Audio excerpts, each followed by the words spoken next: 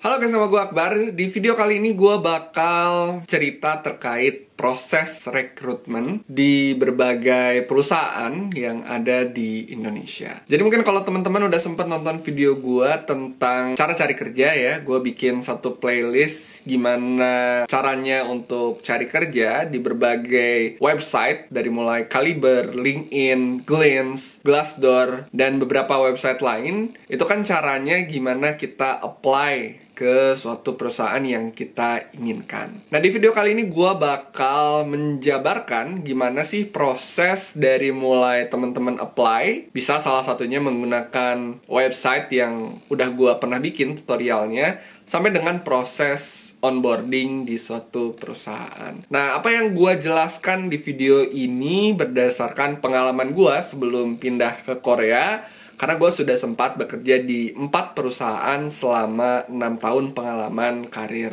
gue.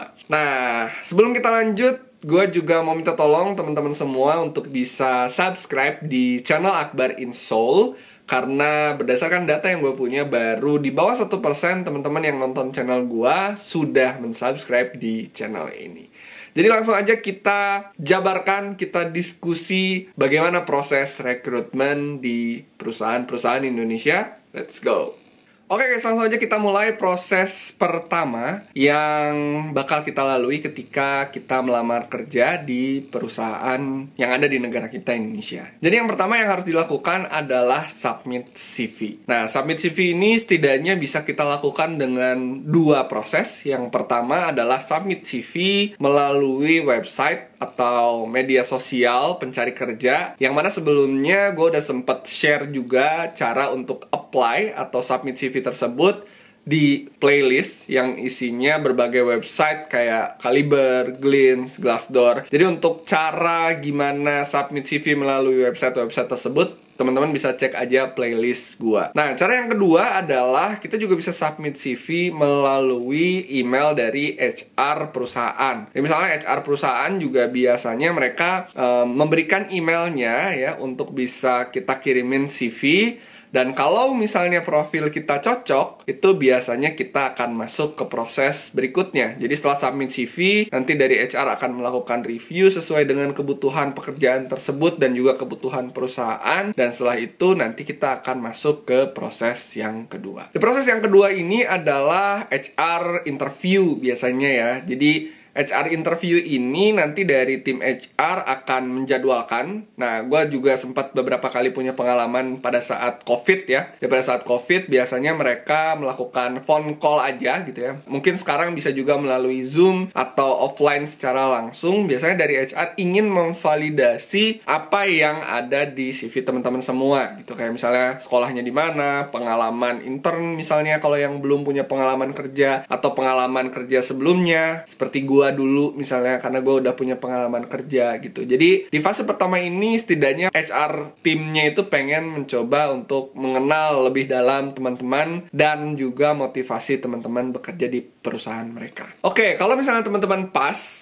untuk interview HR yang pertama, nanti juga akan ada interview berikutnya. Interview berikutnya ini biasanya dengan user, dan user ini bisa jadi atasan teman-teman gitu ya, atau departemen head, atau mungkin group head, tergantung dari mekanisme yang berlaku di perusahaan. Tapi biasanya user ini adalah teman-teman yang nantinya akan bekerja bareng dengan teman-teman di perusahaan tersebut. Nah, agak berbeda dengan initial interview bareng HR. Biasanya kalau udah interview dengan user, itu lebih teknikal terkait dengan pekerjaan yang teman-teman lamar. Jadi kalau misalnya contoh, gue dulu melamar sebagai product manager ya di beberapa perusahaan gitu. Nah, makanya nanti ketika interview user akan ditanya berbagai hal yang harus dilakukan atau yang pernah dilakukan sebagai seorang product manager. Misalnya, 1, responsibilities-nya atau tanggung jawab yang pernah dilakukan. Kemudian yang kedua, pengetahuan teknikal sebagai product manager. Kemudian yang ketiga, project apa saja yang pernah dilakukan dan bagaimana caranya kita bisa mengeksekusi project tersebut dengan sukses, termasuk juga dengan impact dari project tersebut untuk perusahaan. Dan terakhir mungkin yang biasa dipertanyakan adalah berbagai tantangan yang teman-teman lalui dan bagaimana caranya teman-teman bisa menyelesaikan tantangan tersebut dengan baik di pengalaman sebelumnya atau di kampus atau di pekerjaan sebelumnya ya gitu. Jadi interview user ini bisa 1, 2, 3 atau mungkin beberapa kali tergantung dengan kebutuhan dari perusahaan.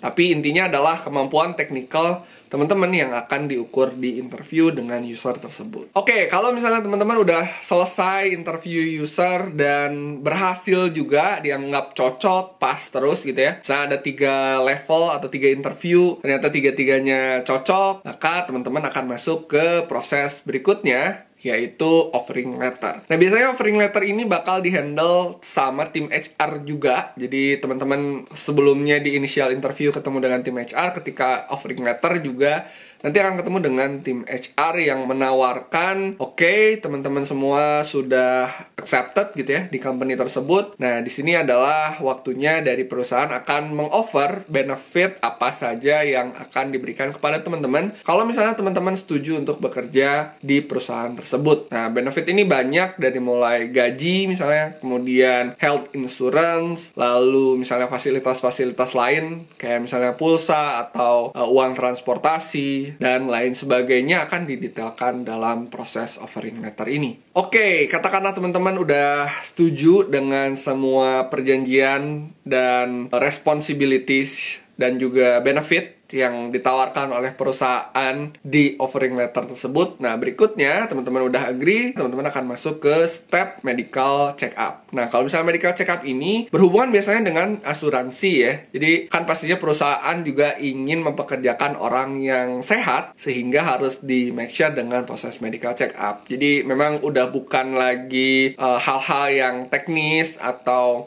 pengetahuan dan knowledge dan pengalaman teman-teman yang diukur, lebih kepada kesehatan. Jadi biasanya kalau udah masuk ke medical check up, mungkin 95% teman-teman udah bakal bisa lolos ke perusahaan tersebut. Nah, terakhir kalau misalnya sudah oke, diakhiri dengan medical check up, nanti teman-teman tinggal masuk ke suatu proses yang namanya onboarding. Nah, nanti di onboarding ini bakal dikasih tahu ya, kayak budaya perusahaan atau misalnya rules di perusahaan tersebut, lalu mungkin detail terkait pangkat dan jabatan, atau misalnya terkait training, berbagai hal biasanya bakal dibahas di onboarding. Setelah onboarding selesai, officially teman-teman bisa langsung bekerja di perusahaan tersebut.